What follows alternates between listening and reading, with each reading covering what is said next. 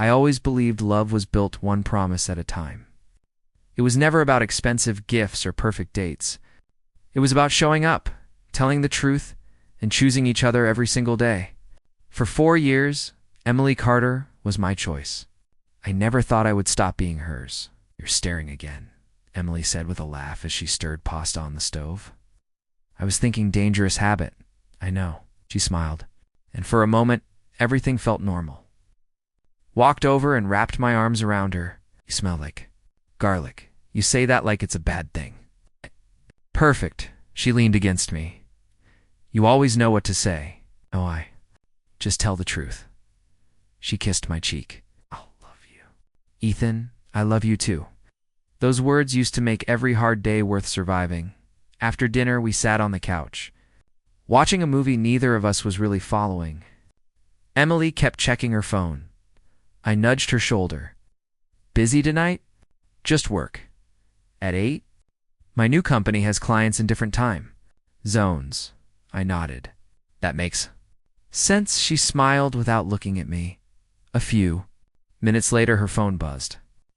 "Again, you've smiled at that screen 3 times." She laughed softly. "Are you jealous of my phone?" "I might be." "Don't worry. You're still my favorite person." I wanted to believe her. She set her phone down and took a slow breath.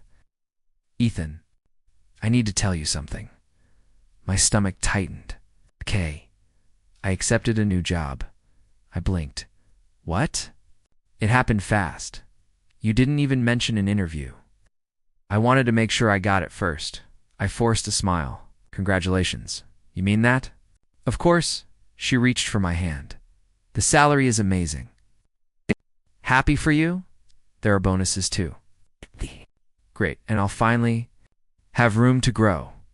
I squeezed her hand. "You deserve every opportunity." Looked relieved. "I was afraid you'd be upset." "Why would I be?" "Because things will change." I laughed. "We can handle change." "I hope so." "Who's the company?"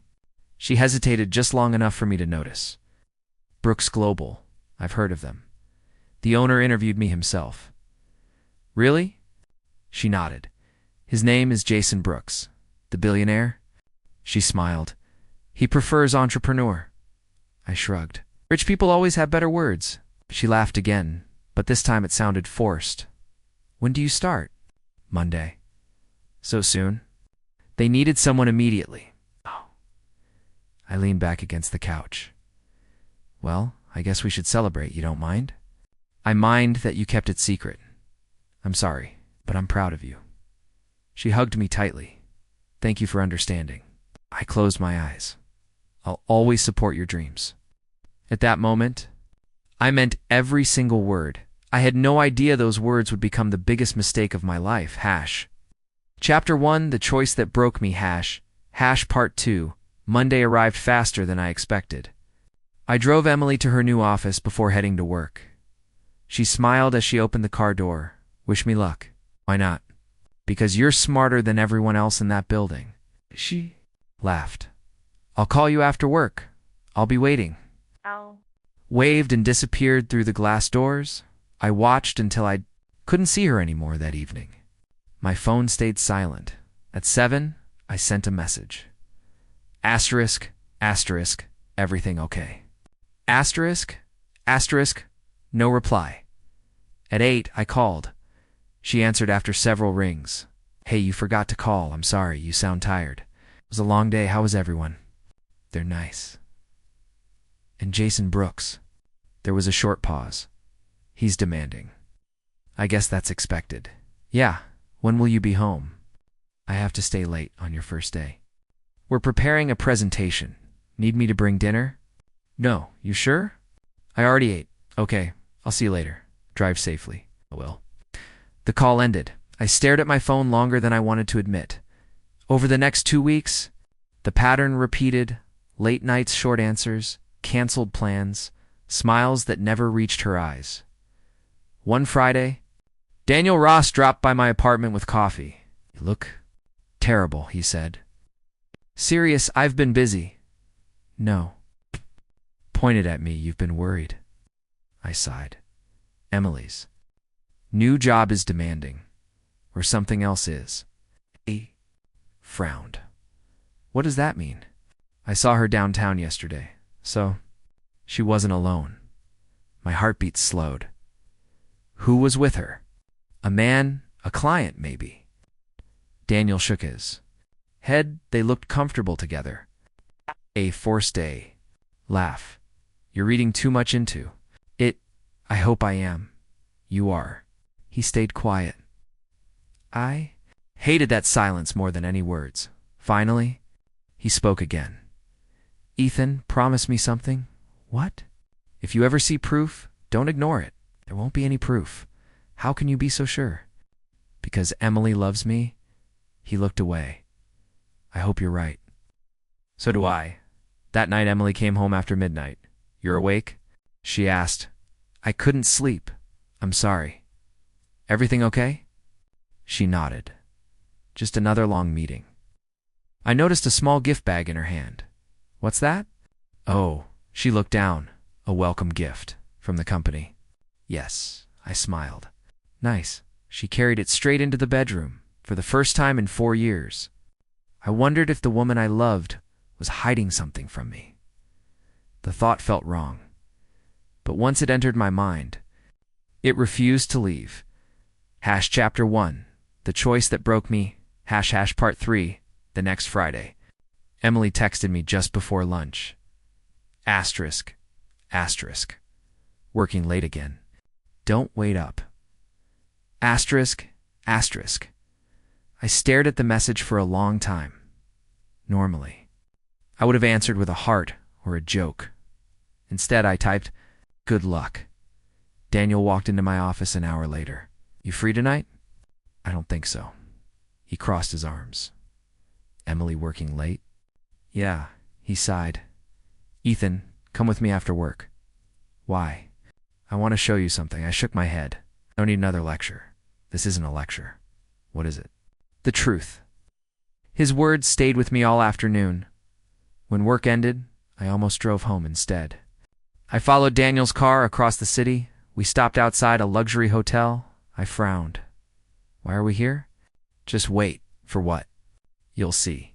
5 minutes passed, then a black sports car pulled into the entrance. Recognized Emily immediately. She stepped out of the passenger seat. Jason. Brooks walked around the front of the car. They were laughing. My chest tightened. Maybe it's a business dinner. I whispered. Daniel said nothing. Jason reached for her hand. She didn't pull away. My heart pounded so hard I could barely breathe. Then he leaned forward. Emily kissed him.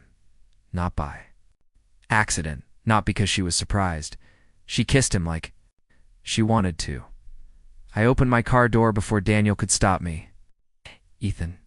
I barely heard him.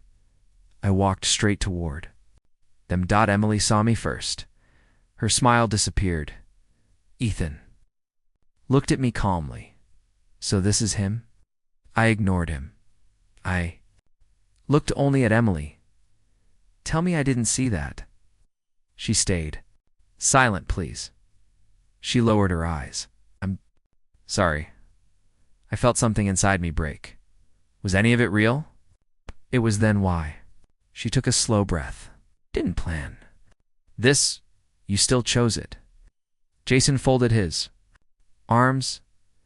Emily has a future with me. I finally looked at him. It doesn't concern you, he smirked. Now, Emily stepped between us. Stop. I laughed without humor. For years. Wiped a tear away, I know. I trusted. You? I never wanted to hurt you, but you did. Sorry. Sorry doesn't change tonight. Reach toward me. I stepped back. Us! Please listen. Listening, I want more from life. I wanted that. 2, you couldn't give it to me. Those words hit harder than the kiss. I gave you everything I had. No, it just wasn't enough. She couldn't answer. The silence told me everything. I nodded slowly.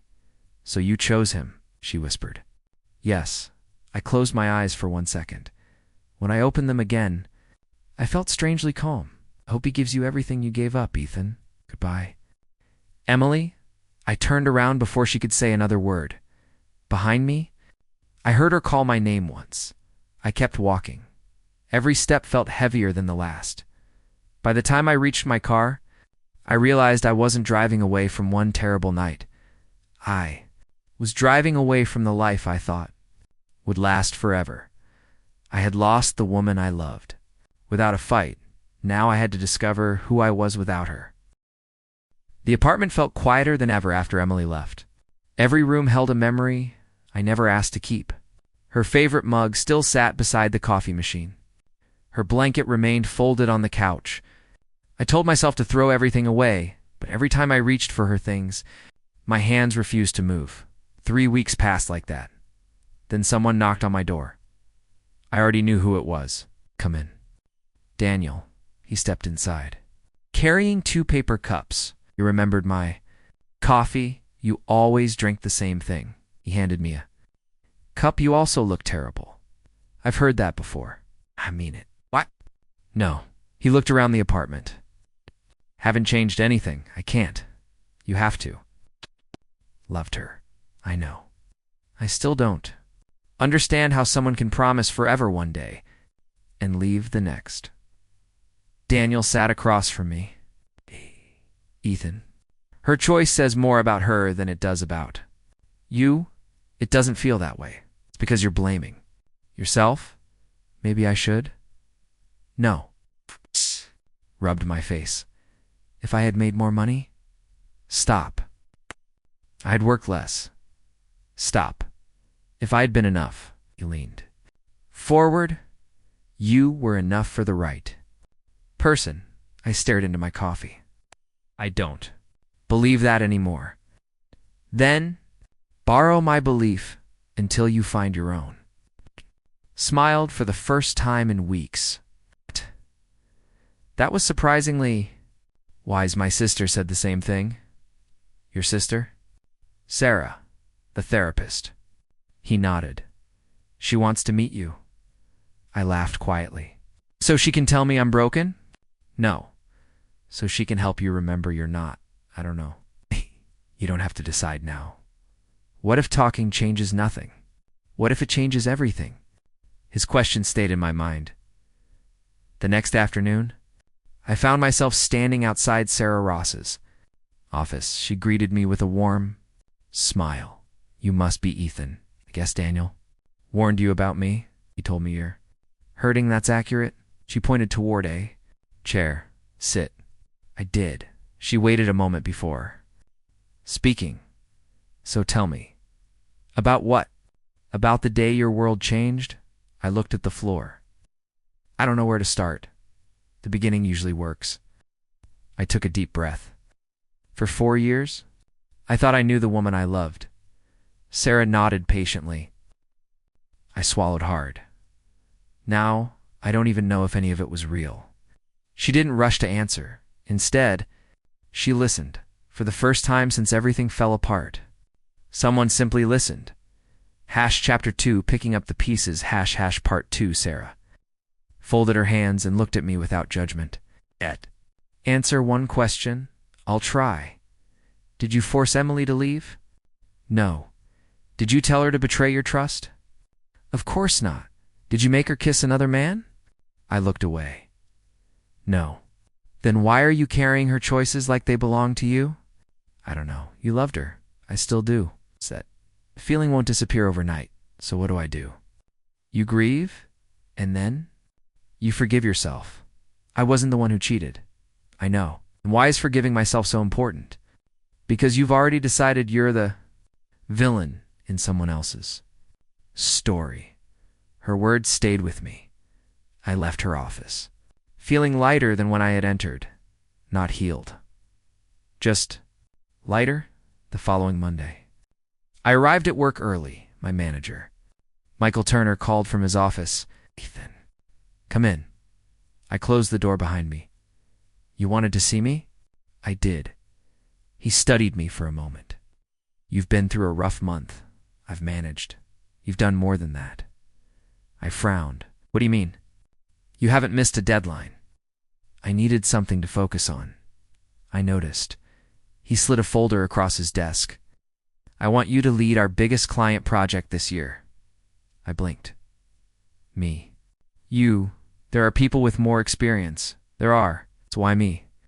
Because pressure reveals character. And mine?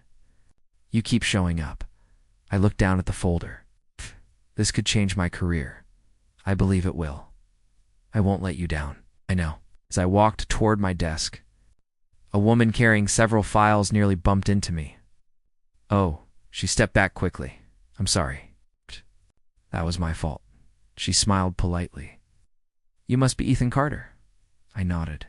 And you are? Olivia Hayes offered her hand. I'm the financial analyst. Assigned to your project? I shook it. Nice to meet you. Heard good things about you. Hope there. True, she laughed. We'll find out. We sat in the conference room. Together, Olivia opened her notebook. So, tell me your plan. I thought we'd review the client goals first. Good answer. You expected something else. I expected confidence without preparation. I've had enough bad surprises lately. She noticed my expression. That sounded personal, it was. She didn't ask another question. Instead, she smiled gently. Then we'll focus on work. For some reason, I appreciated that more than sympathy. She respected my silence instead of trying to fill it. That alone made me believe working with her might be different from everything I had recently lost. Chapter 2, Picking Up the Pieces, Part 3. The project quickly became the center of my life. Every meeting gave me less time to think about Emily.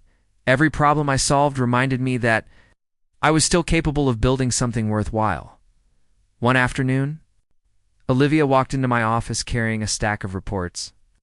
I found something. What is it? Our clients' numbers don't match last quarter. I looked through the papers. You're right. You should tell Michael before the presentation. I agree. She smiled. I like working with someone who values honesty. I've learned lies always cost more in the end. She studied my face. Someone taught you that the hard way. They did. Sorry, you don't have to be. She nodded. I won't ask questions. Thank you. Later that evening, Daniel called. You still alive? Barely work keeping you busy? It helps. I heard something interesting today. What? Jason Brooks. My stomach tightened. What about him? People are saying his company has money problems. I thought his business was untouchable. So did everyone else. What happened? They say his partner, Victor Lang, has been making risky decisions. Just rumors? For now. I ended the call feeling strangely calm. For weeks, I had imagined Jason living a perfect life.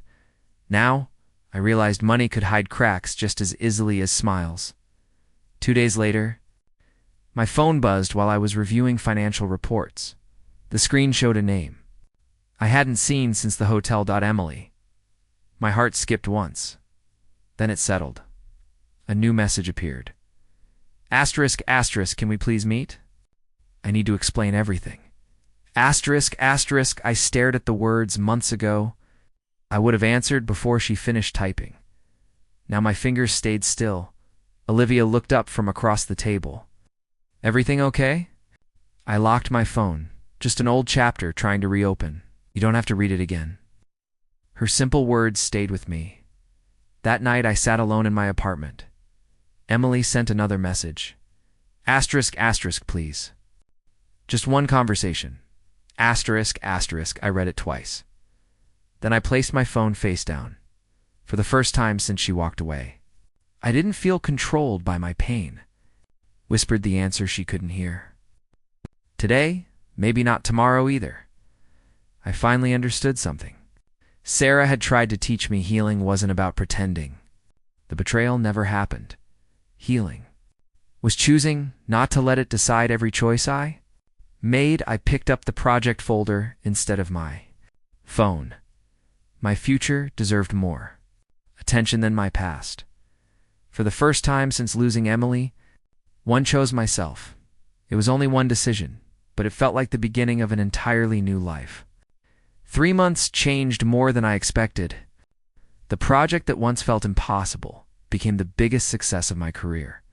Every deadline we met earned more trust from Michael. Every problem Olivia and I solved reminded me that good people still existed. I wasn't completely healed, but I finally smiled without pretending.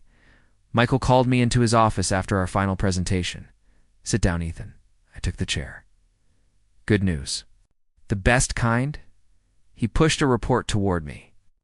The client signed the contract. I looked at the final page. "They approved everything?" "They did." I couldn't stop smiling.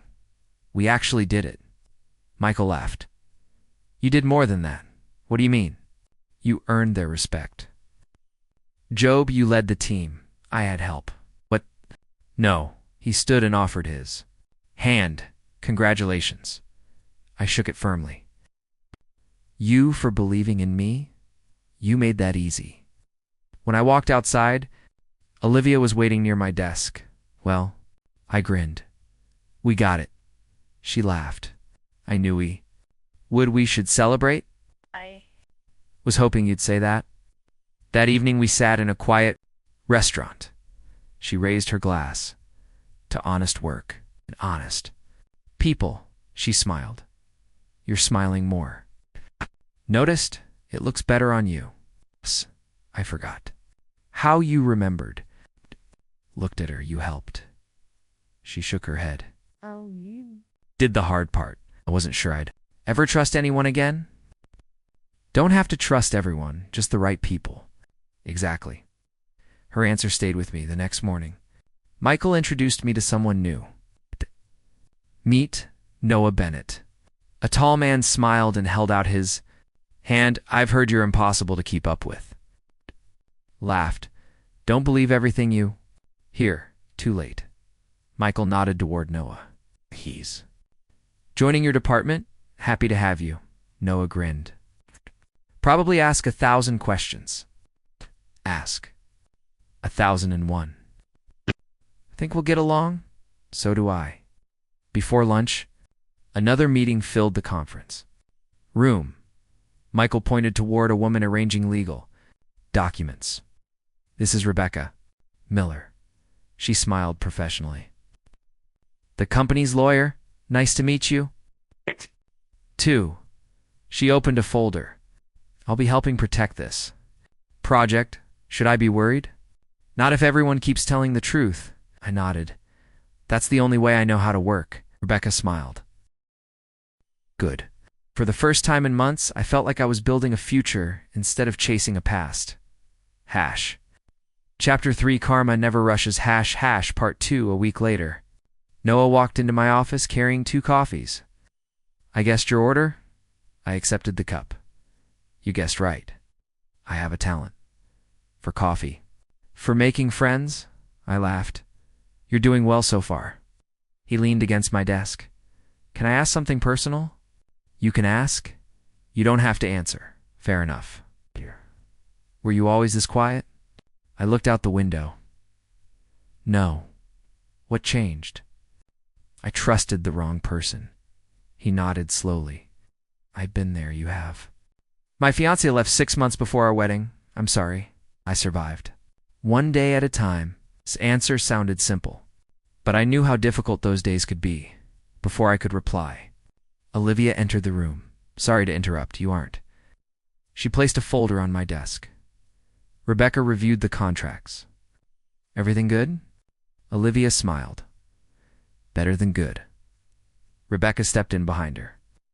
I found one small legal issue. My stomach tightened. "Serious?" "Not anymore." "What happened?" "I fixed it before anyone signed." I let out a slow breath. "You saved us." I was doing my job. I smiled. "Still, thank you." She nodded once and left. After work, Daniel called. "You busy?" "Just heading home. I heard something today." "What?" "About Jason again." "Yeah, what now?" "Victor Lang disappeared." I frowned. Disappeared? No one can find him. What about the company? People are saying millions are missing. I stopped walking. That's the rumor. What does Jason say? He's blaming Victor. And Victor? Nobody knows where he is. I ended the call with mixed emotions. Months ago, Jason had looked untouchable. Now everything around him seemed to be falling apart. The next morning, the news was impossible to ignore. Employees whispered in the hallways someone left a business newspaper on the break room table. Across the front page was Jason's. Pictured Olivia glanced at it. Do you know him? I wish I didn't. She looked at me carefully. Is he connected to your past? Very. She closed the newspaper. Then, leave him there. I want to. Can I hope you're right? She smiled. Gently, karma doesn't need our help. I thought about those words all day, for months. I had imagined revenge. Now I wasn't sure I wanted it anymore. Watching someone destroy themselves didn't feel satisfying. It only reminded me how quickly pride could become punishment. Maybe justice arrived quietly. Maybe it simply waited until people created their own downfall. Chapter 3. Karma Never Rushes ## Part 3. Rain covered the city that afternoon. Most employees rushed toward their cars as soon as work ended. I was gathering papers from my desk when Noah stopped beside me, heading home. In a minute, he looked toward the lobby windows. Looks like a storm. I've survived worse. He laughed. See you tomorrow. See you. A few minutes later, I walked toward the exit. Then I froze. Someone was standing outside the building. Emily. My heart immediately became heavier. She looked different. The confidence she once carried so easily was gone. Her eyes were red, and her hands trembled as she held an umbrella. When she saw me, she stepped forward. Ethan. Stayed where I was. What are you doing here? Please. Her voice cracked. I need 5 minutes. I should have walked away instead. I nodded. 5. We stood beneath the covered entrance while rain fell around us. She looked down. I don't know where to start. I do. She swallowed hard.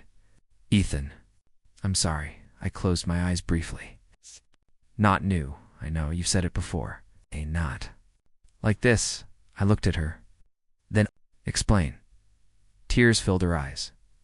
Everything fell apart. Jason's company? She nodded. Victor stole money, I heard. There. Our lawsuits? I heard that too. She wiped her face. I thought I was choosing a better future. You chose him. No, you didn't hesitate. Her shoulders shook. I was stupid. I said nothing. She took a deep breath. The life he promised wasn't real. And now? Now I understand what I lost. I laughed sadly. Oh, that's convenient. It's true. Why are you here, Emily? Because I made the biggest mistake of my life. The words hung between us for one painful moment. I remembered everything. Movie nights, road trips, plans. For the future, the woman I thought I would marry. Part of me still loved those memories. Maybe. Part of me always would. Emily stepped closer. Never stop thinking about you? I looked away. Doesn't change anything. Maybe not. Then why say it? Because it's true. Rain hit the pavement harder. She whispered, Can we start over? My heart wanted to answer immediately. It wanted to remember the good years and ignore the terrible night. Outside the hotel, my mind refused. I heard her voice. Again, you couldn't give me the life I wanted. I heard myself asking if I was enough. I remembered her silence. Emily reached for my hand. I love you. Ethan. I stepped back. Tears rolled down her cheeks. Please. I swallowed the pain rising in my throat. I don't know what happens next. Her face fell. But I can't answer this today, Ethan. I need time. Is there still hope? I couldn't answer. Not honestly. Not yet. So I turned and walked away behind me. Emily remained standing in the rain. Ahead of me waited a future I still didn't understand for the first time. Neither of us knew which direction my story would go next. Asterisk, the days after seeing Emily outside my office passed quietly. I buried myself in work, but she refused to disappear from my life. Every few days, another letter arrived. I left the first 3 unopened. The 4th stayed on my kitchen table for 2 days before. I finally picked it up. The first line stopped me. Asterisk, asterisk. I finally understand what I destroyed. Asterisk, asterisk. I read every word. She wrote about regret, sleepless nights, and the mistakes she could never erase. She never blamed Jason. She blamed herself. When I finished, I folded the letter and placed it back inside the envelope. My phone rang. It was Sarah. How are you? I read one of Emily's letters and I don't know what I feel, that's honest. I expected to feel angry. What did you feel instead? Sad. There is a difference, I know. Do you miss her? I stayed quiet. That's a difficult question. No, it's an important one. Believe she was. Sarah spoke gently. That isn't the same. Person, I keep wondering if people really change. They can. So should I forgive her? She paused before answering. Forgiveness and reconciliation are not the same thing. Been thinking about that. Can forgive someone without inviting them back into your life. I never understood that. Before you do now, I thanked her and ended the call. The next morning, another envelope waited outside my apartment door. I sighed. You really aren't giving up? Instead of opening it, I slipped it into my bag. At work, Michael stopped beside my desk. My office. Now, I followed him inside. He closed the door and smiled. You've earned something. I frowned. Should I be worried? Only if success scares you. He laughed and handed me a folder. I opened it slowly, my eyes widened. This says partner, it does. 8. Thought partners had 20 years of experience, some do. I'm nowhere near. That you've earned respect. Faster than anyone I've managed. I looked at him in disbelief. Are you serious? I've never been more serious. I struggled to find words. This changes everything. Michael nodded. That's exactly why you deserve it. For the first time since losing Emily, I realized my future was becoming bigger than my past. That feeling was something no letter could ever take away. Chapter 4. The Man I Became Part 2. Walked out of Michael's office, still holding the folder. My hands were shaking, but not from fear. For the first time in months, they were shaking because of hope. Olivia looked up as I reached my desk. Well, I held up the folder. I think my life just changed. She smiled. That's a good sign. I handed her the papers. She read the first page and looked back at me, partner.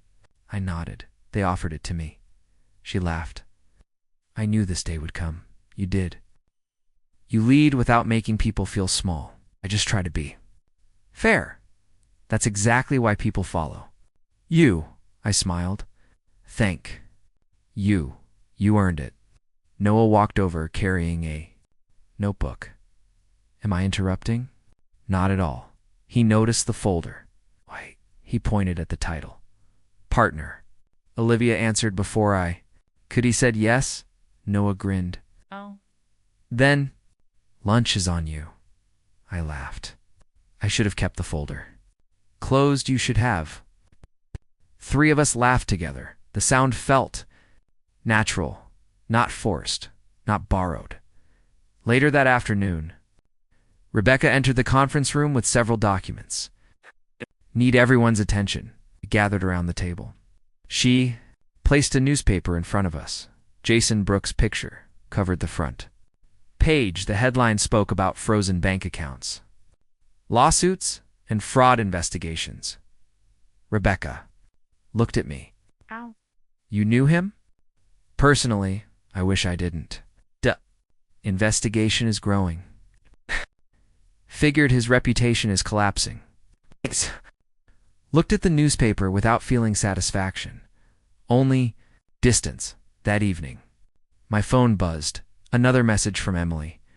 Asterisk, asterisk, can we please talk? Before I answered, another message appeared. Grace Collins gave me your new address. She said, I need to face what I did instead of hiding from it. She was right. Asterisk, asterisk, I remembered Grace.Emily. Had often called her the only friend who always told the truth. I typed one. Sentence. I'm not ready. Her reply came almost immediately. Asterisk, asterisk, I understand. I'll wait. Asterisk, asterisk. I placed my phone on the table. Olivia walked past my office door. You still here? Just finishing up. She noticed my expression. Heavy day? A little. She didn't ask why. Instead, she smiled. Don't stay too late. I won't. She left quietly. I realized she had never once pressured me to explain my past. She respected my silence, the same way she respected my words. That kind of kindness asked for nothing in return. I was slowly learning that trust wasn't built through promises. It was built through consistent actions. One quiet moment at a time. Chapter 4. The Man I Became Part 3, a week later.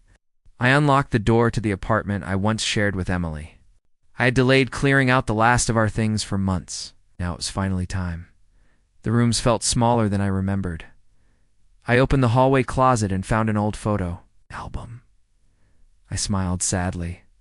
There we are. Every picture showed to people who believed they would never fall apart. I sat on the couch and turned another page. Then I closed the album. I can't live here anymore. My phone rang. It was Daniel. How's it going? I'm packing. Need help? I think I need to do this alone. I understand. I heard more news about Jason. What now? Almost everyone left him. His friends too.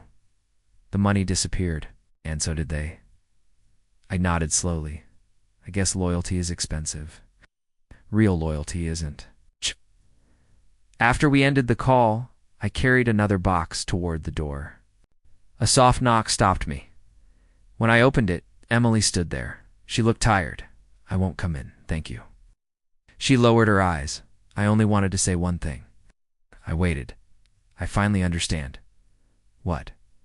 I didn't lose you because of Jason. I said nothing. I lost you because I stopped respecting the person who loved me most. Her voice shook. Kept thinking money would fix everything. It didn't. No, it never could. She wiped away a tear. I don't expect another chance. Looked at her quietly. I just wanted you to know. I see the truth now. I nodded once. I hope you keep seeing it. She gave a weak smile. You've changed. You seem peaceful. I'm trying. She took one step back. I won't bother you again. Before leaving, she looked at me one last time. I'm truly sorry, Ethan. I believe you. Her eyes filled with tears, but that doesn't change the past. I know. She turned and walked away. I closed the door gently. The apartment became silent again. I looked around one final time. For months. I thought I missed this relationship. Standing there alone, finally understood the truth. I didn't miss what Emily and I had become. I missed the man I used to be, the man who believed love always protected trust, the man who thought honesty would always be returned with honesty. He was gone, but someone stronger stood in his place. I picked up the last box and walked toward the exit. Locked the apartment door behind me. Didn't feel like I was leaving my home. I felt like I was leaving my old life. For the first time. He carried scars. He carried memories. But he also carried hope. And that was enough to keep moving forward. 6 months passed faster than I expected. Looking back, I barely recognized the man who stood outside that hotel with a broken heart. Career continued growing, my friendships became stronger, and every new day felt lighter than the last. The pain never completely disappeared, but it no longer controlled my life. One Monday morning, Michael knocked on my office door. Busy, only pretending. He laughed. "I remember when you used to say that. I learned from the best." He stepped inside. "I wanted to congratulate you for what this time. The board approved everything." I smiled. "The partnership? It's official." I stood and shook his hand. "I don't know what to say. You already said enough through your work." "Thank you." He smiled proudly. "Thank you for proving I made the right choice." After he left, Noah walked in carrying coffee. "I heard the news, so everyone knows already? The office can't keep secrets." "I've noticed." He handed me a cup. "I'm proud of you. I appreciate that. You earned every bit of this." A few minutes later, Olivia knocked softly. "Can I steal 5 minutes? You never have to steal them." She smiled. I like that answer. She sat across from me. "I heard you're officially a partner." "I still can't believe it." "I can. You always believed in me, because you gave me reasons too." I looked at her. "You've done a lot for me." "I didn't do anything. You listened." She nodded. "That's easy when someone is worth listening to." I laughed quietly. "You always know what to say. I just tell the truth." Those words reminded me of another time, another person. Instead of hurting, the memory simply passed. Olivia noticed my expression. "What happened?" "Nothing." "You sure?" "Just realized memories don't always have to hurt." She smiled gently. "That's called healing." "I think you're right." We spent the afternoon discussing new clients and future plans. Everything felt calm. Everything felt earned. As I packed my bag that evening, Daniel called. "Dinner tonight." "Absolutely." "Good, I have news." "What kind?" "The kind you'll want to hear in person." An hour later, we sat in our favorite restaurant. Daniel took one bite before speaking. "I saw Grace Collins yesterday, Emily's friend." He nodded. "She said Emily has been trying to rebuild her life. I hope she succeeds." He looked surprised. "You're not angry?" Thought for a moment. "No. What are you then?" I smiled peacefully, finally free. For the first time, I truly believed those words. Chapter 5. Too late to come back. Part 2a. Week after dinner with Daniel, my phone buzzed while I was finishing paperwork. The message came from Emily. ***, one last meeting. That's all I'm asking. If you say no after that, I'll never contact you again. ***, I stared at the screen.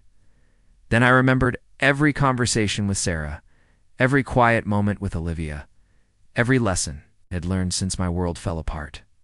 I typed a short reply. ***, tomorrow, 6 o'clock, the park. She answered almost immediately. Thank you, ***, the next evening. I arrived a few minutes early. Emily walked toward me wearing a simple blue coat. She stopped a few feet away. Thank you for coming. I said I would. She nodded. I won't waste your time. I'm listening.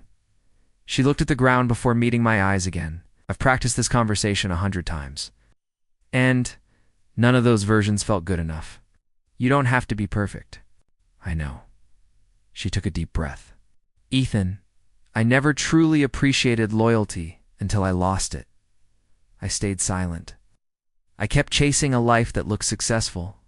She smiled sadly. I forgot success means nothing without someone you can trust. I let her continue. I thought Jason could give me everything. He couldn't. No, he couldn't even keep his own life together. She wiped away a tear. I was selfish. You were. I hurt the one person who always stood beside me. You did. I'll regret that forever. The honesty in her voice felt real. Months earlier, those words would have changed everything. Now they simply confirmed what I already knew. She looked at me carefully. I still love you. I closed my eyes for one brief moment. I believe you. Her expression filled with hope. Then, I gently shook my head. She understood before I spoke. You wish I had chosen differently. Do. I think about it every day. So do I. She swallowed hard. I would give anything to go back. I know, but I can't. No. We stood quietly as the evening breeze moved through the trees. Finally, she whispered, Thank you for listening. I nodded. You deserve that much. She looked at me one last time. I was hoping for a miracle. I answered softly. Sometimes the miracle is learning before it's too late. Tears filled her eyes again, but this time she didn't argue. She simply listened. For the first time since everything began. Neither of us tried to change the truth. We simply accepted it together.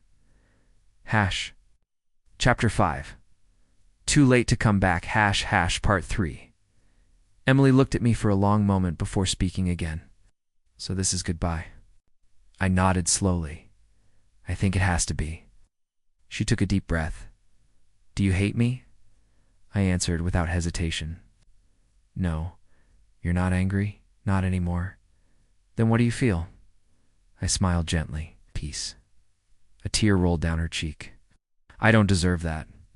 This isn't about what you deserve. What is it about? It's about who I became. She lowered her eyes. I understand. I spent months believing I had lost everything, but you didn't. No, I lost one chapter. She looked at me again, found another. Exactly. She managed a small smile. I'm glad you found happiness. I hope you find it too.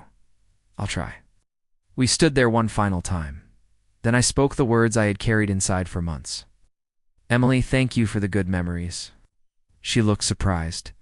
I'll always appreciate them. But some choices permanently change the future. She closed her eyes. I know. Love without trust can't be rebuilt after it's deliberately broken. I understand. I truly forgive you. Another tear fell. But forgiveness doesn't mean we belong together. She nodded slowly. I finally understand the difference. I offered my hand. She looked at it for a second before shaking it. Goodbye, Ethan. Goodbye, Emily. She turned first. I watched her walk down the path until she disappeared beyond the trees. I didn't follow. I didn't call her name. I simply stood there, breathing calmly. When I reached my car, my phone rang. It was Olivia. Finished. Yes. How are you? I smiled. Better than I expected. Want company? I'd like that. Meet you at our favorite cafe. I'll be there. As I drove across the city, I realized something important. The greatest revenge had never been making Emily suffer. Life had already taught her the lesson. I wanted her to learn. My greatest victory was becoming someone she could never have again. Someone stronger, someone wiser, someone who respected himself enough to walk away. Later that evening, Olivia smiled as I sat across from her. Everything okay? I nodded. Everything finally is. She reached across the table and gently squeezed my hand. No promises, no pressure. Only quiet trust. I smiled back, for the first time in years. The future didn't frighten me. It invited me forward, as I left the past behind. I understood the real meaning of karma, sometimes Sometimes karma isn't watching someone else lose everything. Sometimes karma is realizing that losing the wrong person gives you the chance to finally find yourself. That night, I drove home without looking in the rearview mirror. I didn't need to. My future was waiting in front of me, and this time, I was finally ready to meet it.